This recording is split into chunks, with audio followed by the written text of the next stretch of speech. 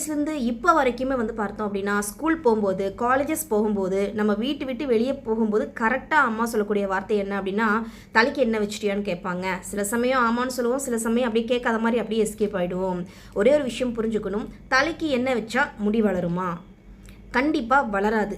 யாருக்குன்னு வந்து பார்த்தீங்கன்னா நியூட்ரிஷியல் டிஃபிஷியன்சி, அதாவது ஆல்ரெடி அவங்க உடம்புல தேவையான சத்துக்கள் இல்லைங்கிற பட்சத்தில் கண்டிப்பாக அவங்களுக்கு முடி வளராது. மற்றும் எக்ஸசிவான ஹீட் முடி வளரும். யாருக்குன்னு வந்து பார்த்தீங்க அப்படின்னா நியூட்ரிஷன் டிஃபிஷியன்சி இல்லாமல், அதாவது எல்லா விதமான விட்டமின்ஸும் மினரல்ஸும் வந்து பார்த்திங்கன்னா அவங்க பாடியில் நார்மலாக ஈவனாக இருக்கிற பட்சத்தில் கண்டிப்பாக அவங்களுக்கு முடி கொட்டாது. மற்றும் எண்ணெய் வைக்கிறதுனால அதிகப்படியான முடி வளர்ச்சிக்கும் வந்து பார்த்திங்க அப்படின்னா அது ஒரு ஹெல்ப் ஆகும்.